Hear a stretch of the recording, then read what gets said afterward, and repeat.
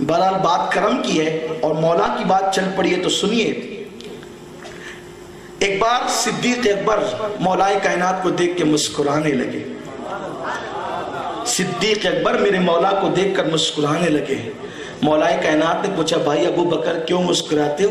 कि रात हुजूर कह रहे थे अली जिसको चिट्ठी देगा वही जन्नत में जाएगा, अली जिसको चिट्ठी देगा वही पुलसरात से गुजरेगा, वरना कट के जहन्नम में गिरेगा।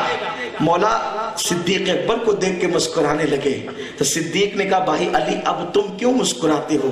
कहा रात अली को, ए अबू बकर रात अली को हुजूर ने ये कहा कि ए अली तू जिसको चिट्ठी देगा वही जन्नत में जाएगा, लेकिन सुन अली उसको कभी जन्नत की चिट्ठी न देना जो अबू बकर से दुश्मनी रखता हो। इसलिए मैं मुस्कुरा रहा हूं। पता चला राफजियों को जन्नत नहीं मिलेगी, इसलिए कि अली का नाम लेकर सिद्दीक की गुस्ताखी करते हैं। खारजियों को भी जन्नत नहीं मिलेगी, सिद्दीक का नाम लेकर अली से दुश्मनी करते हैं। जन्नत तो उसका मुकद्दर है जो कहता है अहले सुन्नत का है, बेड़ा पार असहाबे हुजूर, नज्म है और नाव है इतरत रसूलुल्लाह की।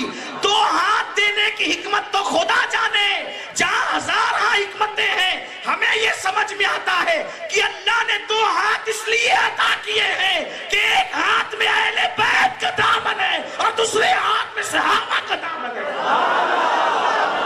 वो अली जो चिट्ठी दे तो जन्नत मिले, यानी जन्नत पे जिसका कब्जा हो। एक बार मामून रशीद ने मौला मूसा काजिम को बुला करके कहा, मूसा काजिम हुजूर की एक हदीस समझ में नहीं आती, इसलिए कि हर दौर में अहले बैत के दुश्मन रहे हैं और कभी कभी वो दुश्मन बादशाहों को थोड़ा सा चढ़ा देते थे।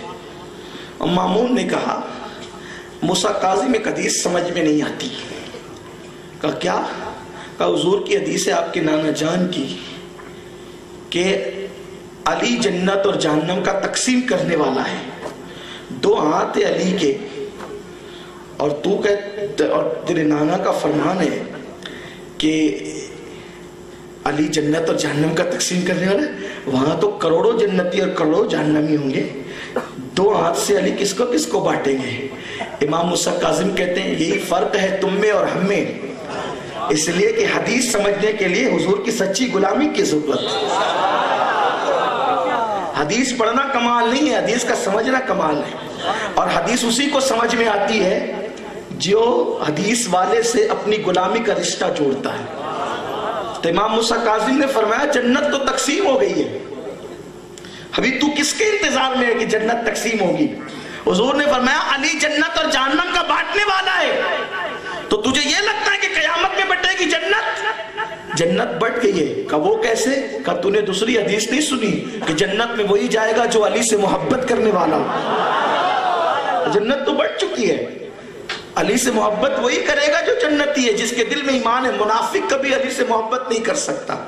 इसीलिए तो आप देखें ना कि लोग खुलफाए राशिदीन की बात करते हैं लेकिन मौला अली का नाम छोड़ देते हैं, मौलाए कायनात का तस्करा करते लरसते हैं। असल में उनका कसूर नहीं है, कसूर तो उनके निफाक का है।